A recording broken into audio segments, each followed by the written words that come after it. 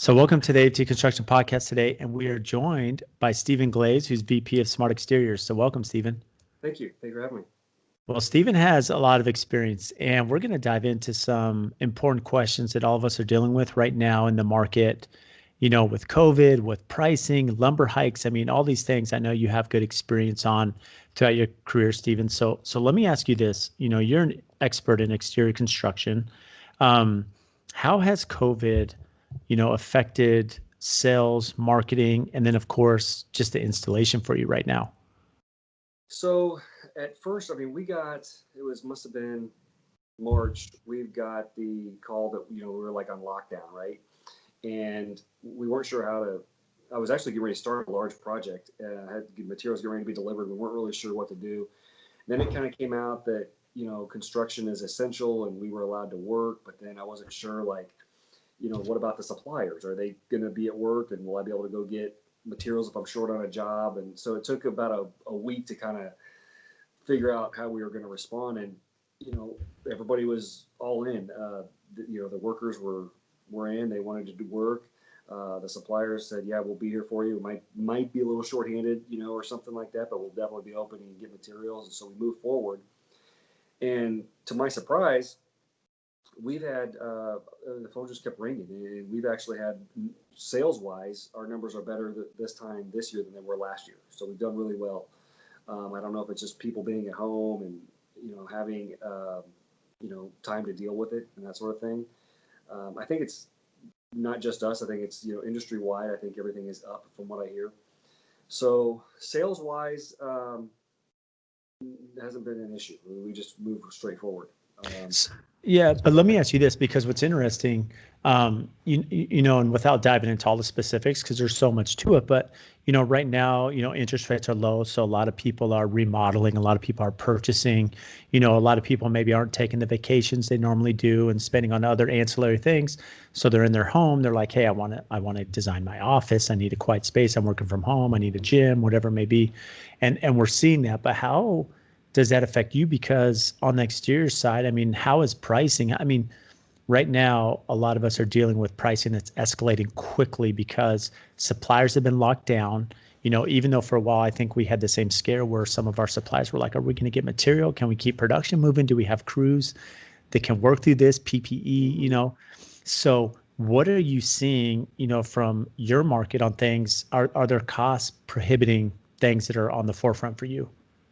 Well, we just ran into the last job that we just finished. It was a James Hardy job. We tear off they had shake shingle siding. We tore it off, assuming that there was solid sheeting right behind it. And so turns out it wasn't. It was just like a foam board. So I go to the customer. I'm like, hey, listen, we're gonna have to put solid plywood all the way, OSB all the way around the house before we install the siding. And typically, 3 weeks ago, it seemed like OSB was maybe $10 a sheet. And so I quoted just on the fly, hey, this is what it's going to cost. And then we go to get the materials and I find out it's like $22 a sheet.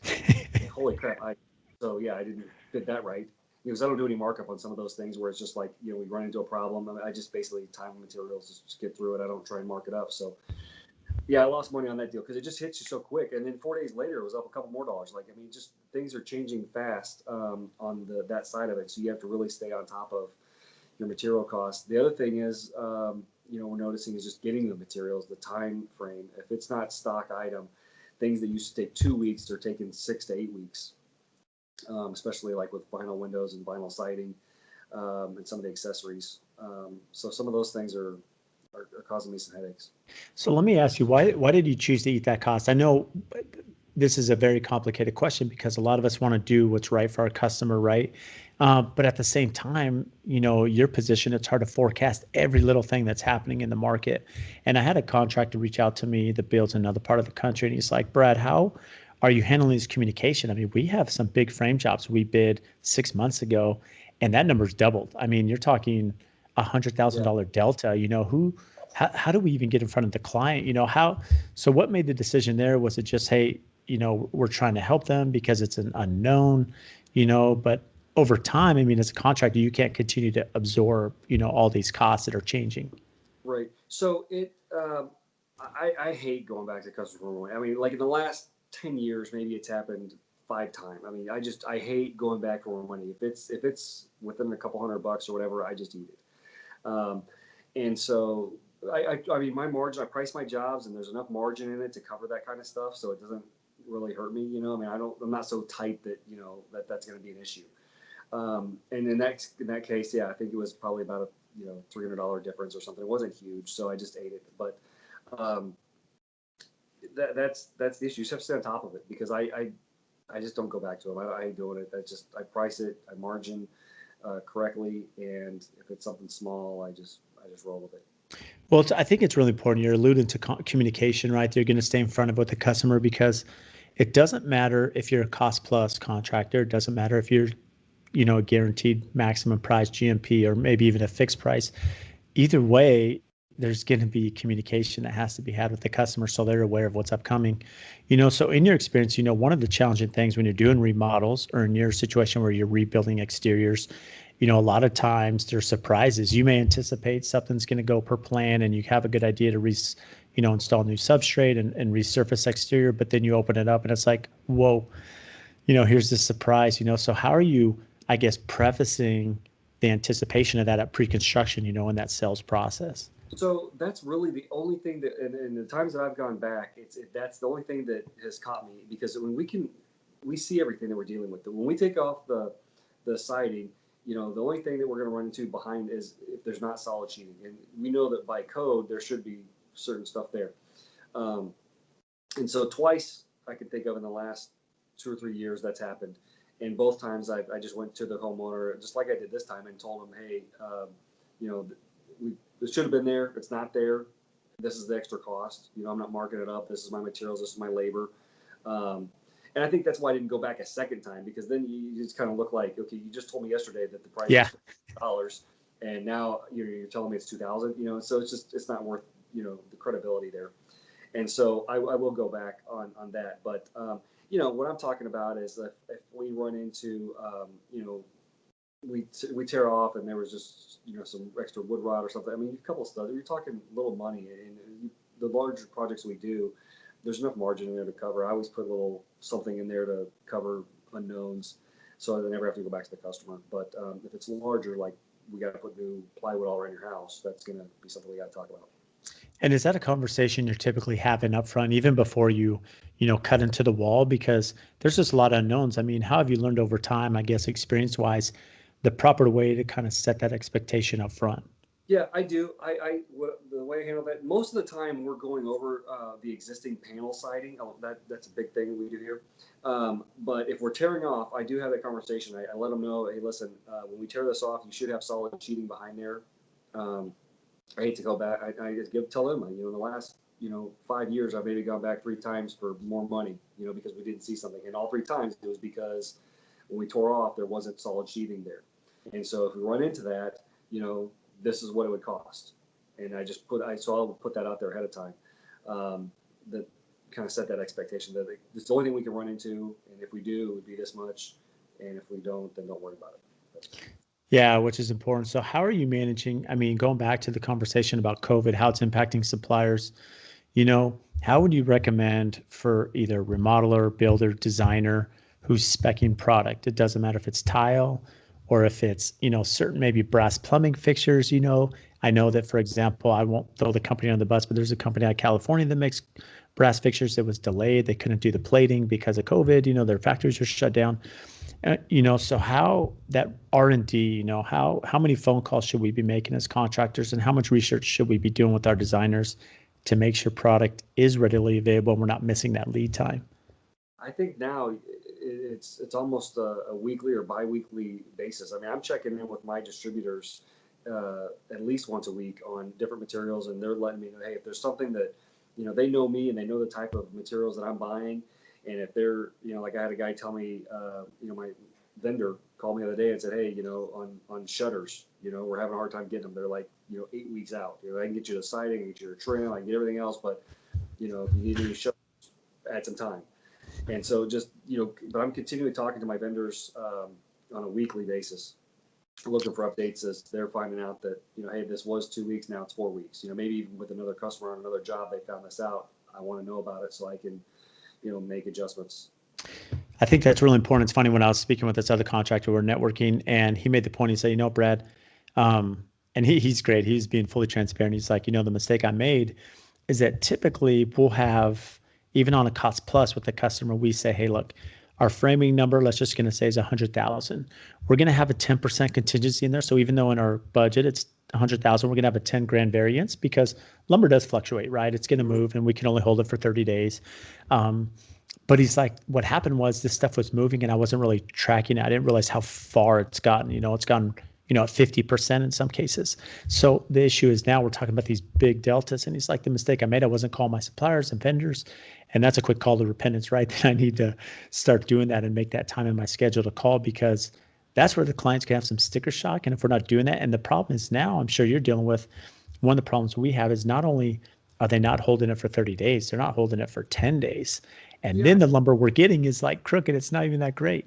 Yeah, I put a little onus back on the vendors. I mean, I expect my vendors, if they're having a major price increase, or something's moving on price, I mean, I expect a call. I expect them to call me and say, hey, just a heads up, plywood just went up, 30%. That's something I don't order on every job, so that's why I didn't get that call. I mean, that's just going to Home Depot went up that much. But on my siding and stuff that I'm doing on a regular basis, I would expect a phone call if something's changing more than 5 or 10%.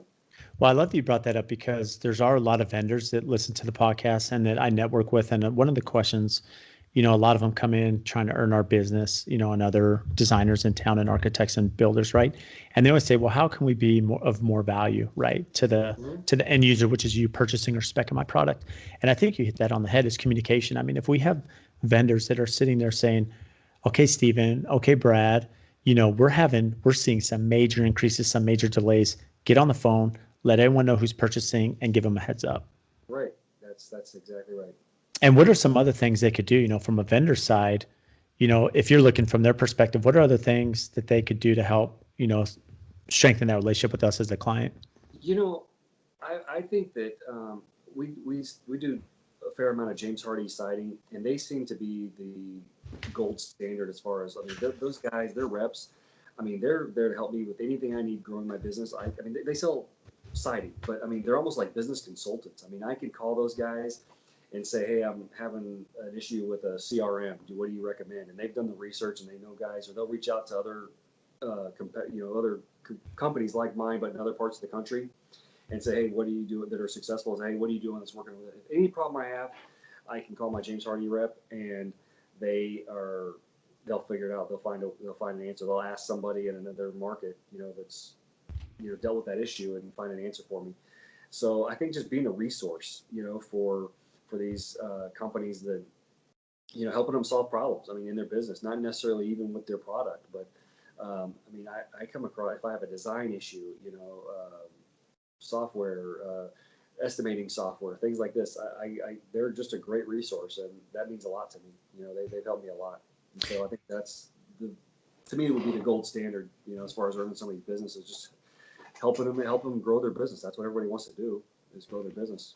Well, it's interesting, and we'll get back into the business growth, some ideas you have. But what's interesting is, the comment you made, you talked about the sales rep, right? So the product is really important, and that is something that speaks to all of us, but also that relationship with the salesperson, someone that's going to communicate, pick up the phone, be responsive, communicate. That is so important. And, that valuable resource. And as we apply that to you and I, we have to look at that. Our designers are looking, hey, Brad, I really want to do this design. I want to do this accent wall. Can we do it? And instead we just say, no, it can't be done. Or are we a resource to say, oh, we can do it, but here's option A, B, and C, or here's how we execute that, to point them, so we don't just stonewall them right on their ideas.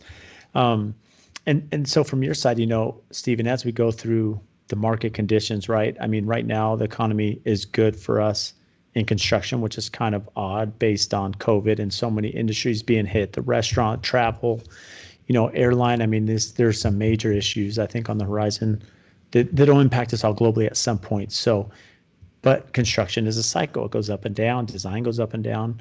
So what are some tactics, at least in your mind, lead generation tactics, to get through a recession?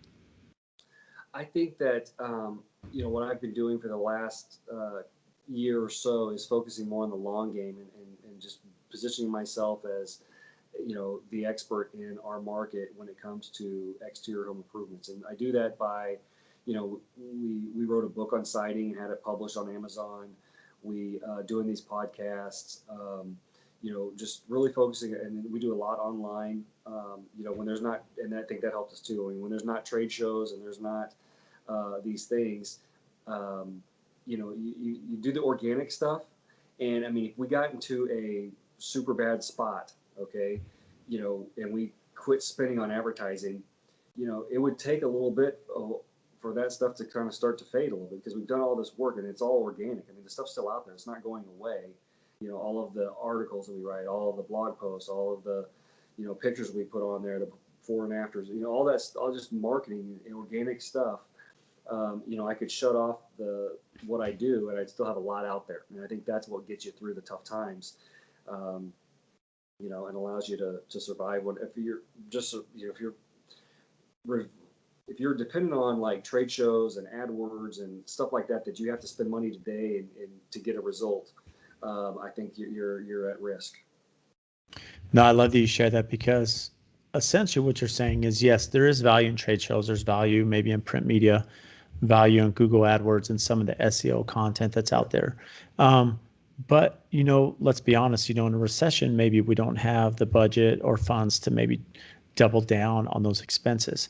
But in essence, what you're saying is, okay, well, what's another way to become a thought leader? What's another way to build that brand, right? And let's double down today when the market's good, and then double down even further when it slows down in, organic content and bringing value, whether it be through blogs, through podcasts, through networking, before and afters, these things that are really engaging to the consumer. Exactly. And reviews. I mean, I can't stress enough how important that is. I put a lot of effort into getting Google reviews and building that up, because those are on there. They're free and they're on there forever. And so when people are, when you're not marketing, they're still looking at, researching, and they see that, it speaks volumes. That's interesting, because I've seen the value, especially reviews. I mean, everyone now, there's some statistics that, 90% of users that engage you, Stephen, or me, they've done the research online, whether they've looked us up on social media, whether they've looked us up on Google, on Yelp, whatever it may be. And they're researching, they're finding out what other people are saying and the pros and cons, and that's something that I think all companies, we forget. We have all this time in pre-construction, it's the marketing, it's the sales, it's signing the deal, then going and doing the work, and then you move on. And sometimes we forget to have a photograph. We forget to get the client, hey, can you give me a review? So how do you remember to ask them for the review and then actually have that executed? So we have a process. We use a service called Glaze that we actually preload. When we sell the job, we enter their email and information in this software. And then once we finish the job, it's basically a click of a button and it shoots up off an email asking for a review with links to, Google, Facebook, Better Business Bureau, all of these different things, Angie's List, things like that.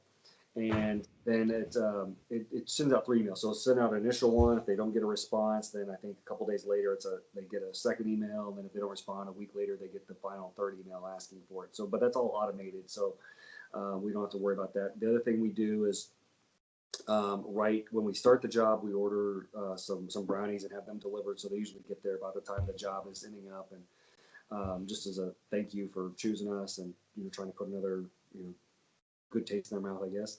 Some brownie points, right? Yeah, some brownie points. Literally. Really. And so, we just do all those things, and it's amazing because it's still hard. It's still hard to get reviews. I always tell the story. I had this lady that was the most pickiest customer last year, and I mean, one of those that you're wondering, like, do I really want this job? She was so just in the whole writing up the contract, and you could just tell this is going to be a difficult customer. But I hit it off with her. I really liked her, and so I took on the job, and I just managed it myself personally all the way through. Everything went perfect, and we just became almost friends, and to the point where like Christmas, she's sending me an email saying, "Hey, Merry Christmas. Haven't talked to you in a while. Just wanted to make sure everything's good." When COVID hit, I got an email from her saying, "Hey, I hope you and your family's safe, and just checking on you guys, just that kind of relationship. Lady never would leave me a review. I don't know why. I asked her like 3 different times, and she just kept saying she would, but never would. And you don't want to keep pestering. But so that's what I'm saying. Even if you do every single thing right and the people love you, you're not always going to get that review. But you just have to keep asking, and it's a numbers game. And eventually, you get them. But you can do everything right, and it still doesn't mean you're going to get the review. Oh, there's no doubt about that. And what, are there certain platforms you've seen, if I'm a new company and I'm looking at my marketing and I'm looking at how to build that name, Stephen, would you recommend, if this is overwhelming to me, would you recommend one or two that I should be seeking for reviews? I mean, what are ones that you've seen the most success for your company? By far, it's Google reviews, which seem to be the most difficult to get because not everybody has a Gmail account. And so, like if they don't, they pretty much have to create one. You have to have a Gmail account to leave a Google review because that's how Google verifies that it's real and not just somebody put it on there. So and it's not a real, Google doesn't make it easy to link to get to show people how to do it. It's kind of cumbersome. So Great Us helps with that. But by far, Google would be number one. Number two would be Facebook, and then after that, I don't think it really matters. I mean, I think there's Better Business Bureau, Angie's List. They're all kind of in that third tier category. It's interesting you said that. It's so funny because I'm in total agreement. I've seen, whenever I speak with other builders, designers, architects, it's always make sure you're after Google. I mean, Google is driving so much, and if you have high reviews, it will drive that SEO content, especially on Google Maps. Like you go into Google Maps and it'll show landmarks like in your area, and it'll make your office or location a landmark because you have high reviews, and then depending on your demo, I think for me, Facebook, House, and Google are kind of the three, depending on your business though, I'm we do custom homes and commercial. And so not a lot of people are looking this up on Yelp, not a lot of people on Angie's List, but it's really important to understand your demo that some people are real heavy, especially some of my peers that are remodelers, Angie's List and Yelp are really big for them. And that's why they've pursued that because that is a huge net that they're casting. So it's really important to understand that demo. So how do you track, some of your marketing efforts? Are you guys tracking that through analytics? Is it something you're monitoring pretty closely to know where the value is spent?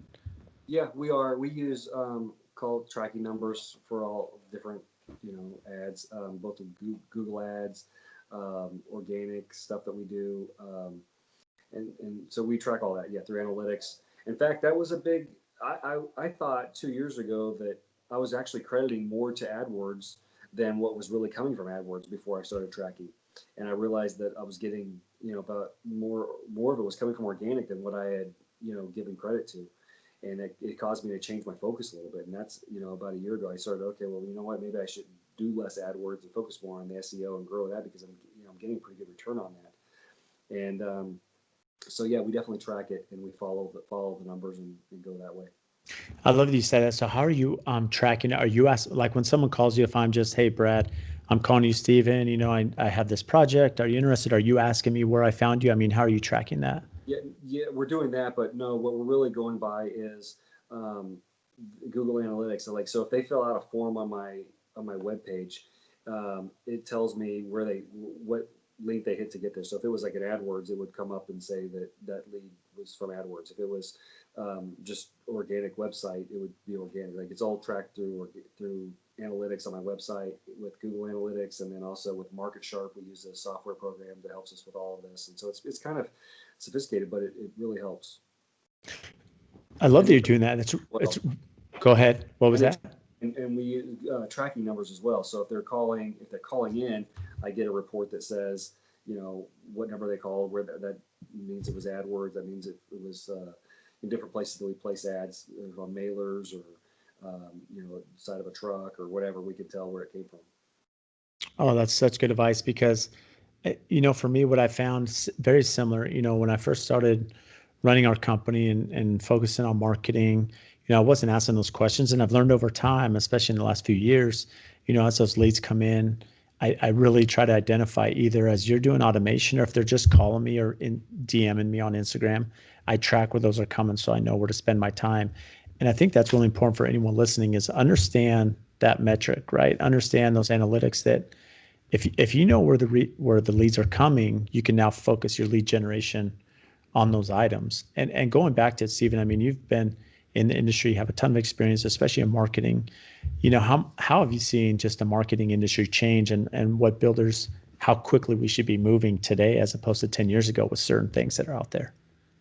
Well, I mean, it's shame. I mean, when I first, my dad owned a roofing business before me, and I mean, I remember when I was just getting started, it was easy. You spent $50,000 a year on a 12-page ad in the yellow pages, and you always had plenty of business. It was simple, and then it has evolved, and I think that now, I mean, you know, it all starts with the web. I mean, you got to start with you got to have a great web presence, and then you get as much out of that as you can, and then you start to move into the radio, and as you grow, even TV. But we're at the stage in our business where we put just about everything into the online. I mean, that's just everything, because everything else that you do after that, it all funnels back to the web. I mean, everybody's going to end up there. They're going to go look and do the research for people that are selling larger projects, like siding. And I mean, if I was just selling, like if we just did gutter guards, maybe it wouldn't be as big of a deal. But when you're doing larger projects,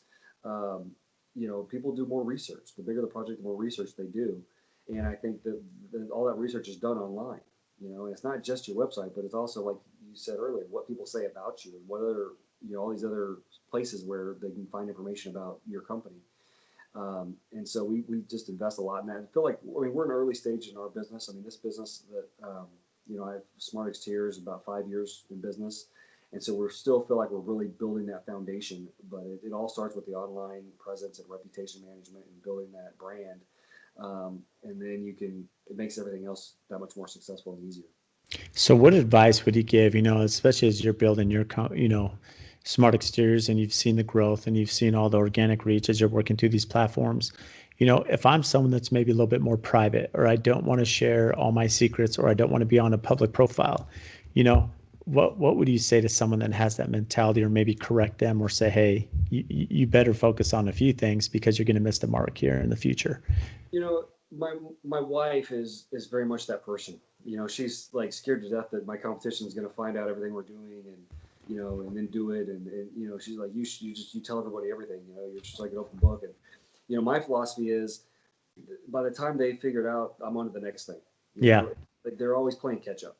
And so it doesn't matter. And the further you get into this, I always look at it like, we're 5 years into this. So if somebody found out today what I've been doing, they're watching this podcast, and my competitor here in town is hearing all of this.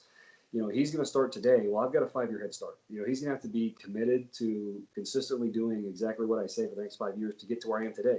And that's 5 years from now. Well, 5 years from now, I'm going to be 5 years further down the road.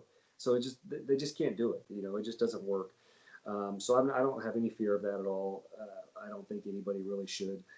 You just do it. As the further you get down the road, the harder it is for them to catch up. And by the time they do catch up, you're 5 years further than they are. I love that. And the other thing is too, I mean, when you're out there and you're on these platforms and you have this public persona per se, the reality is the end user, the client's going to see value there because, at least my perception and the feedback I've received from clients and others, they say, look, Stephen, if you're going to be out there and putting yourself out there, there's risk of exposure, there's risk of credibility. And so by being out there, it shows that, hey, you believe in what you're doing, you have systems, you have a level of quality, because you can be diagnosed quickly if you're not doing those things. And I'm sure people can see right through that. Absolutely. I mean, transparency, I think, leads to, trust and credibility. And that's what we try to do, is be as transparent and out there as possible. And I think that our customers appreciate that. And I think it builds trust and credibility. So what about the negative side of social media, where some of us, may have trolls or people that are just, negative? I mean, some people are just negative. They can hide behind their computer screen, so how do you manage, those comments and those conversations if they say, hey, Stephen, I can't believe you're doing this substrate, and I can't believe you're doing this waterproofing detail for your siding, like it should be done this way? We haven't ran into too much of that. I did have I wrote an article one time about siding, and I had the LP rep call me and correct me on something, and I just made the correction. I just, I missed it, and went back in the article, made the correction, and just again transparency.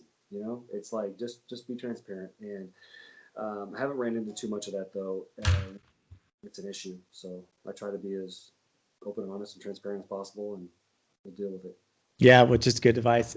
It's funny because we had a project, and it's a modern home in Scottsdale, and the architect, because the HOA was driving this, the HOA did not want to see rain gutters, right? But we needed a way because we get monsoons, we get this heavy rain, and it's a commercial flat roof, and even though it's pitched to an extent, right, we had to deal with that water.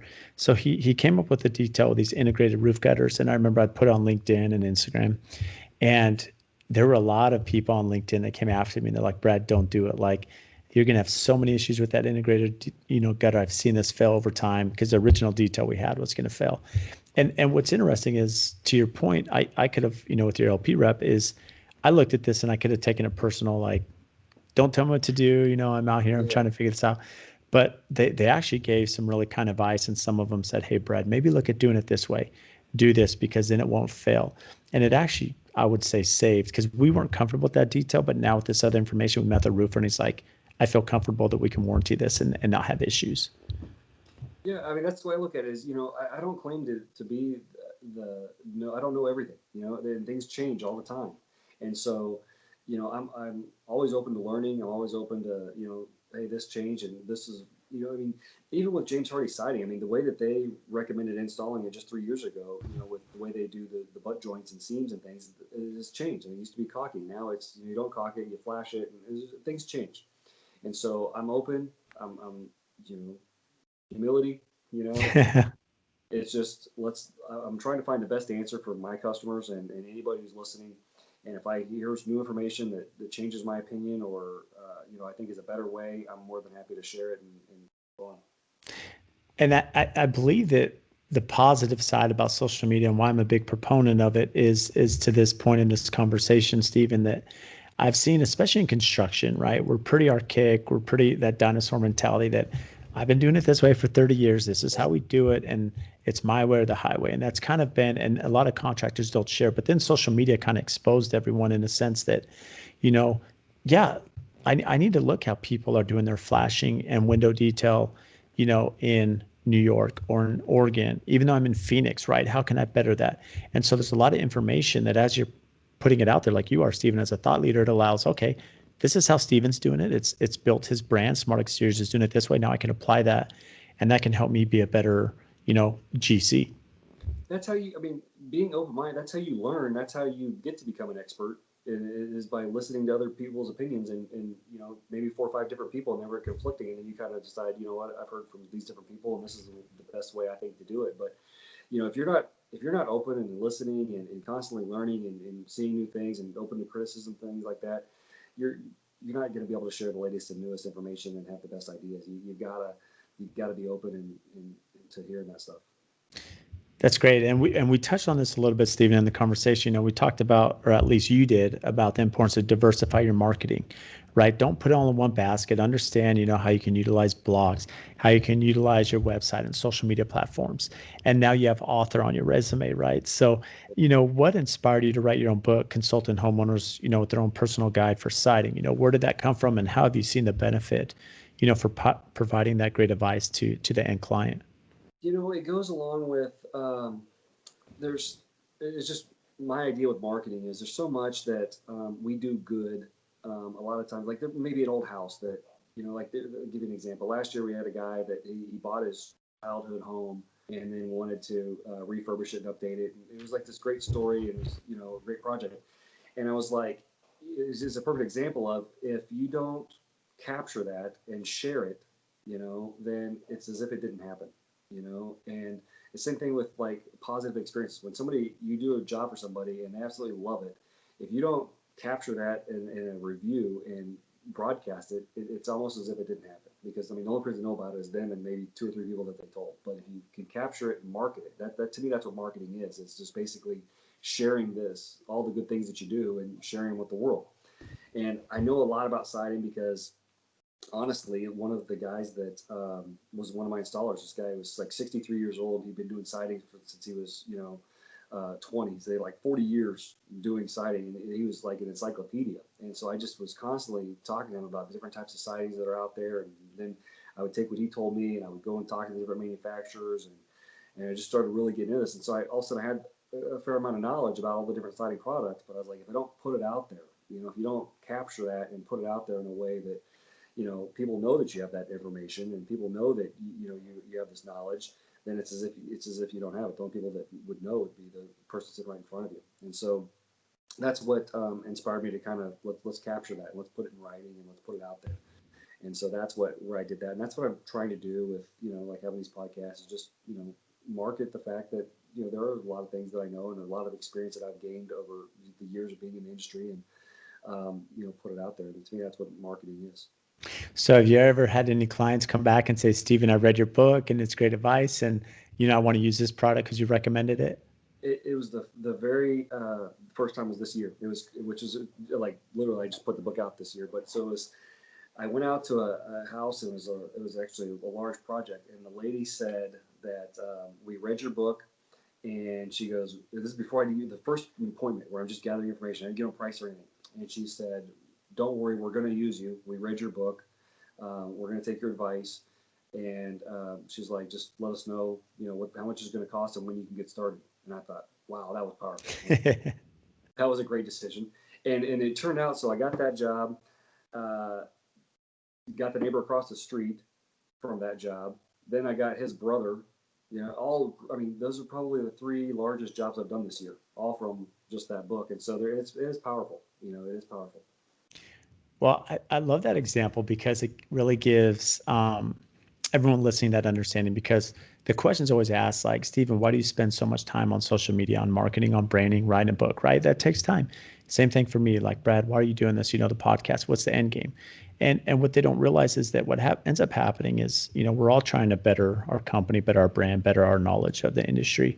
And what ends up happening as we're expanding this network, the clients see that. And what ends up happening, there's a personality built, there's a trust built with the clients. So just as you went, when if I'm sitting with a client and they're like, hey, Brad, I've been following you for a year and a half. I'm comfortable with you. I'm comfortable with AFT and the brand. I'm comfortable with you, Stephen, and Smart Exteriors and what you're doing. Really, at that point, it's just does the budget work? Here's what I want to do. Does the cost work? And you don't have to spend any time selling yourself, because in essence, that sales, that sales pitch has already been done. Yes. When I've noticed, and I relate more to the Google reviews than some of the other things I've done, but a direct correlation to the customers. When I go out and see them, they've already decided that they want to use me. It's just a matter of working out the details, and can they afford it, and all these things. And I can also tell you that there's a direct relation to, as the reputation grows, the margins grow. I mean, where I used to have to compete on price, starting out, I don't have to do that. As the reputation improves and grows, people have already done their research. They like you. They know you're a good company. They know you do good work. Now it's just a matter of scheduling and pricing. And that's important to think about. And even if you're in a market where maybe you can't dictate that pricing, maybe you're in a smaller market, it's very competitive, or maybe it's an open book market, which some of our markets are in the country. But the reality is, Stephen, I mean, even if you have those restrictions on the dollar amount, the reality is you can start picking your clients, right? That you're going to have more leads and more personality. And so we know this is a tough business. We're in customer service. It's hard. So even if all of our margins is the same and we can pick 10 of the 20 that we want, it's going to be a better experience, right? Because now we're working with the personalities that we know we can jive and satisfy at the end of the day. Exactly. And your time everything's more efficient. I mean, your closing percentages go up, and so you're not having to go see 10 clients to get one or two sales. You're going to see 10 clients to get 4 or 5. Mm-hmm. So it just makes everything work better. And that's important. So how, getting into that, I'm sure you get a lot of leads, in your market there in Kansas City, so how are you vetting the clients? If the lead comes into you, Stephen, are there certain questions you're asking? How can you quickly, work through those questions so you're not spending a lot of time, just driving all day, just meeting with people? Mm-hmm. So yeah, we do a pretty good job of vetting. One thing that we do is we start to ask them about their project. We let them know that we're going to be coming out to give them an estimate for full siding replacement. It's not going to be just for one side of their house or for a repair or anything like that. And so, we ask that up front. And so a lot of times we'll get, I mean, we turn down a ton of those opportunities where people are saying, oh, no, really, I was just wanting this one side of my house done, or I just had a couple rotten panels, and, we just tell them we're not equipped to do that kind of work. We do full siding replacement, or like windows, we have a 4 window minimum. So if you just need 1 or 2 windows, that's not a good fit for us. And so we just focus on the larger projects, and we're a little more selective in that way. I love that you do that, because the reality is, I mean, most of us, we understand the ups and downs of construction, and we want to be everything to everyone. But I learned early in my career that how important it is to understand my wheelhouse and know what I'm good at. And instantly you can vet out projects just saying this probably isn't a good fit for us, right? Because I just know over time that we're not the best contractor for you. So if you had someone call in and say, Steven, I wanted you 2 windows, do you have a network or Rolodex of people to refer them to? Do you kind of just leave them off? I mean, how do you manage that process if it's not a good fit? We've done both. I've had some guys that sometimes I refer some of my subcontractors. I've done that before where they, but that doesn't always work out well. And so what we've done now is we basically, they'll ask us, well, do you know anybody, that can do that? And then we just refer them to either like Home Advisor or Thumbtack or something like that, and tell them that that's a good resource to find someone that can do smaller projects. Oh, that's good advice. So do you have a favorite style? I mean, based on the exteriors you're doing, something speak to you more? Is it a modern home? Is it transitional, traditional? What are some of the things that you love in architecture, the projects you like to work on? I love older homes. Just something about, I don't know, it's just unique.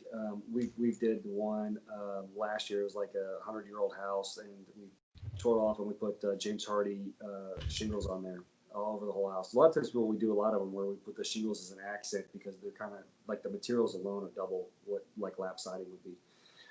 But I love the look of the James Hardy shingles, and I like doing older homes and just kind of restoring them. It just seems like it. I don't know. I find it rewarding. So do you have experience working on old homes? Because there could be challenges with that too. I mean, different parts of the country, there's some really old homes. I mean, in Arizona, it's kind of funny because we don't have terribly old homes, and the older homes we do weren't really built that well, being in that it's a desert. And so we have a lot of tear down and rebuild, but in other markets, that's not the case. So, how have you worked through some of the issues maybe with other construction methods and techniques of the past? That's the issue. Is a lot of times like on their as moldings, like their fascia is like crown molding, and so you can't put a gutter to it because it's just not, there's all these different challenges. But we've done through it 5 or 6 times now, and on homes that are over 100 years old, and so we found some solutions to that.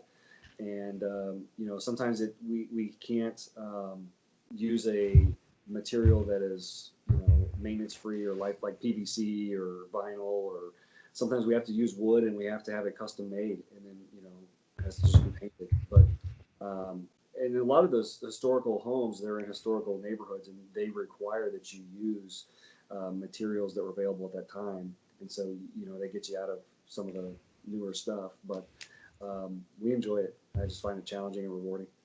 I was just going to ask that, because when you're working in historical areas, a lot of times they do have requirements that you have to meet, right? You can't change certain aesthetics, certain materials, so then it can become really custom. So on the front end, do you have an idea that a home's historical before you go out there and visit? Because I'm sure that'll dictate some of the custom finishes or exterior siding materials or windows that you have to replace to match. And you better have a good grasp on contacts and understand that pricing matrix, or it can really get you.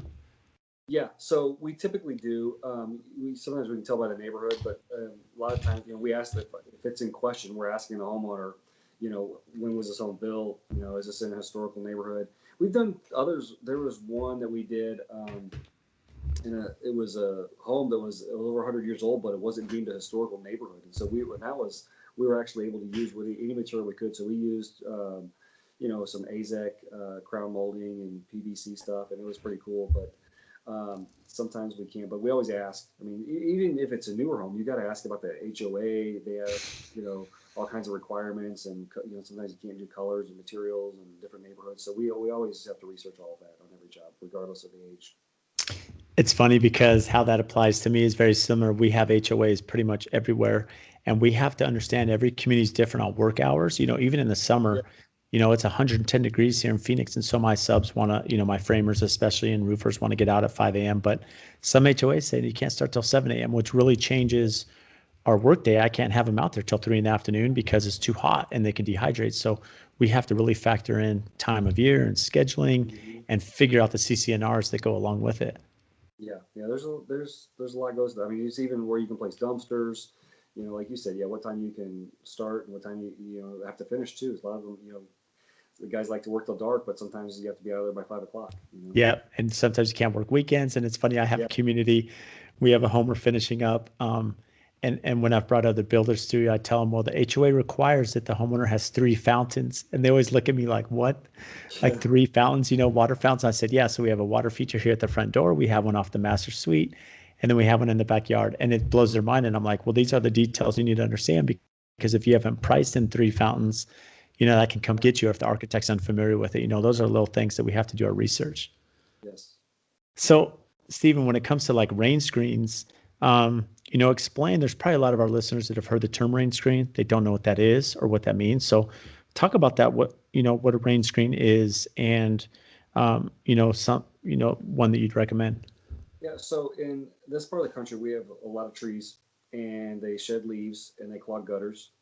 And so people have to get up and clean out their gutters, or else it starts to cause damage because the water will fill up and it can run behind and start to rot the fascia, or it can run over and cause issues with the foundation and things like that.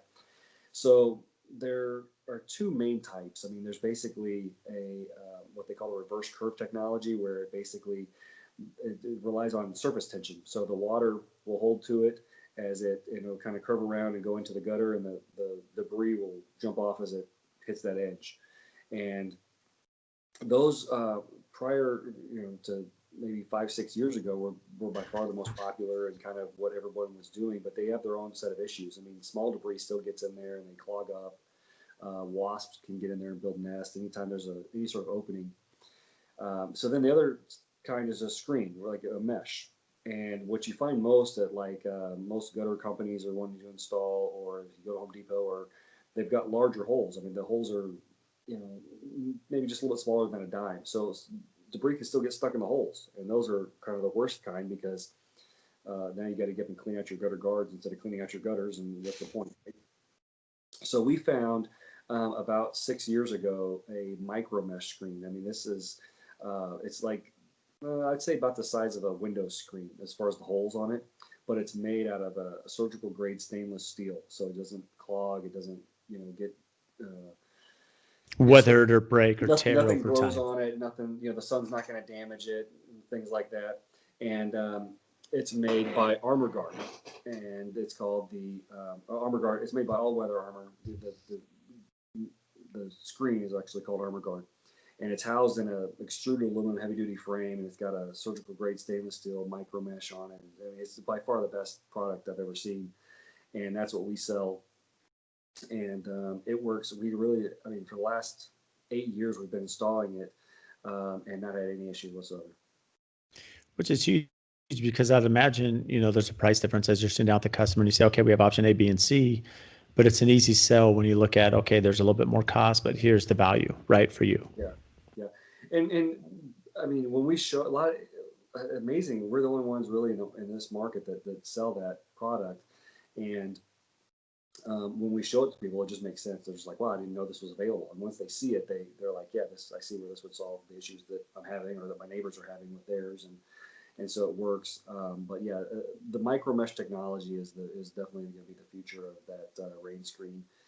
It's got to be a surgical grade stainless steel, but micro mesh, fine for nothing to get through those holes but water. And they work really, really well. Which is amazing. So what's the average duration of your project, as you're dealing with the customer? Well, so on like a roof, it would, it's basically a day or two. On the gutter screens, it's just a day. On siding, it's a week to 2 weeks, and that's about as long as projects we get into. So when you're dealing with that many clients, I mean, for anyone listening, that's high turnover, right? That's a lot of job inquiries. That's a lot of vetting. That's a lot of pricing. That's a lot of management of personalities. For me, I may have, 16 clients a year. I mean, it's, right. all of us have our own pains though with each client, right? No matter what the complexity there. But how are you managing so many personalities, so much turnover, to keep that customer happy? Well, it's usually not more than, I mean, like myself, or I've got two uh, other salespeople that go out and they're the point of contact for the customer. And so we're by the jobs, a couple times a day when on a siding job just to check on everything. We're always just a phone call away. Um, you know, it's not like, if you're building a house, I mean, you've got a lot of different subs, a lot of different stuff going. Usually with us, it's like we got a siding guy and a guttering guy, or maybe a siding guy and a painter. It's not as complicated as, new home builder, or larger general contractor that's doing some larger projects. So it's not difficult. The difficult is when you've got 20 leads coming in a day, and you've got four jobs going on, and trying to manage all that. That's when it gets to be a little difficult. And when we get in those situations, we just get, again, we kind of get tighten our a little more restrictive on who we go see, and start qualifying a little more and just getting a little more detail. Like now we're going to go into certain areas, and we're actually get to the point where we're giving people, average job cost on the phone before we set the appointment, where we say, okay, what type of siding area you're interested in, and just so you know, an average project like that might be $35,000 or $40,000. What does that sound like, the budget that you have, and that sort of thing. And so just price conditioning up front to try and eliminate some of the ones that may not be a good fit for us. When we get busy, we just start tightening that net a little bit.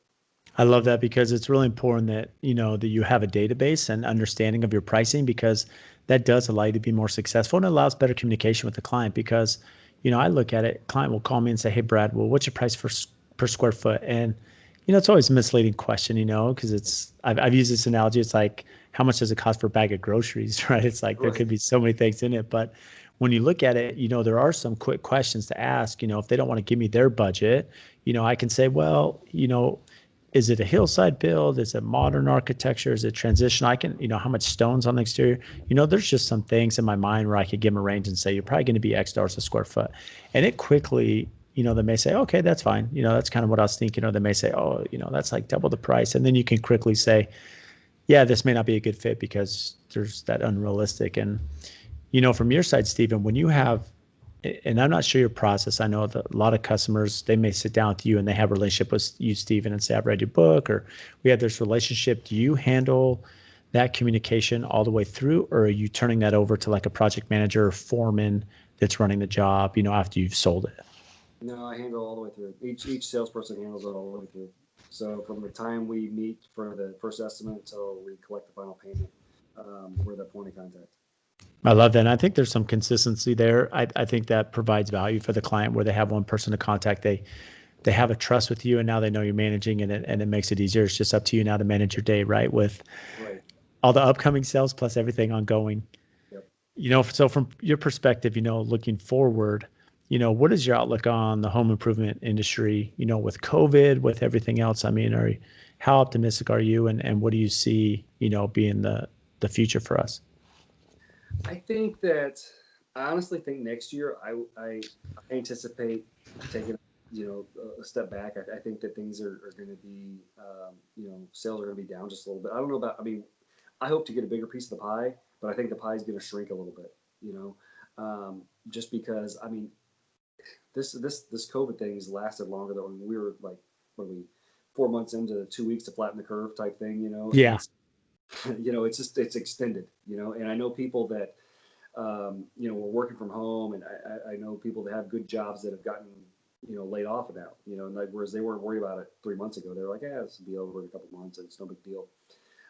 So I think it's going to, and that's what I think a lot of the industry is thinking, is that it's going to have a small contraction a little bit next year is what I'm anticipating in our market.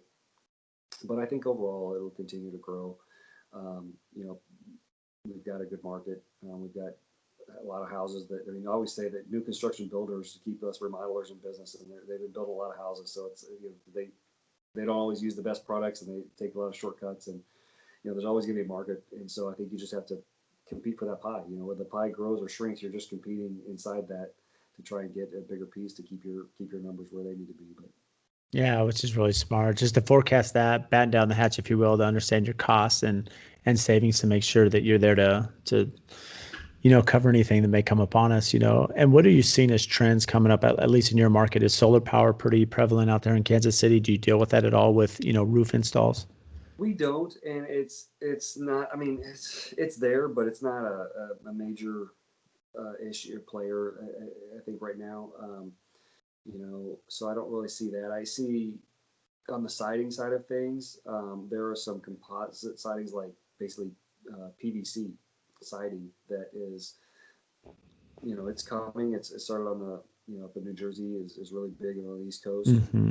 and it's coming. It's kind of pricey, and they haven't perfected the, you know, logistics of getting it delivered and people stocking it and all of that. But I think it's a great product and it has a lot of promise. And once it, more people start using it, starts growing, I think that's something that's going to, be probably a game changer the next, 5 to 10 years. It's funny at the Builder Show, I've seen more and more of those competitors pop up, and have booths. And I know in New Jersey and other parts of the country, they're using them pretty heavily. So it'll be interesting to see as that evolves and how We've it done starts hitting some. our market. We've installed some of those products. Like Royal Select is one that is a cellular PVC siding. Everlast is a like a composite between fiber cement and PVC composite. We've installed both of those, and I like them. It's just they're priced way higher than what I can get like James Hardy for, and I don't, a lot of people don't want to pay that. And then also the logistics of it. I mean, nobody stocks it. It's 3 or 4 weeks to get the material. So if you're board short, and I got to wait 4 weeks to get it, and so there's some of the issues there, but they're good products and they're good. They're going to be the future. It's just getting there. Yeah, sometimes it takes time, right? And to hit our markets Right. and make sure it's perfected and so that we're not the guinea pig. So what's up exciting and upcoming for you, Stephen? I think growth. I mean, that's where we're headed. Is just basically, trying to add people. We building the foundation, building the reputation, and now it's time to time to grow and add good people. But you know, I'm always cautious about that because I don't want to grow at the expense of quality or damage that reputation that we nurtured for the last 5 years to build it. And so we'll do it slowly and we'll do it right. But that's where we're headed. I love that. Targeted growth is the key. I think that's really important because culture is everything, branding and communication. You got to make sure that as you grow, that everyone's on board, right, with your Absolutely. philosophy. So, and how can our listeners find you? Uh, Best place is the website, Smart Exteriors or smartextpros.com, or I do a lot on Twitter at Stephen Glaze. Well, awesome, Stephen. And we'll get some of your social media tagged here and, for our listeners to find you and can't thank you enough for making time to come on the podcast today. No, I appreciate it. Thanks for having me.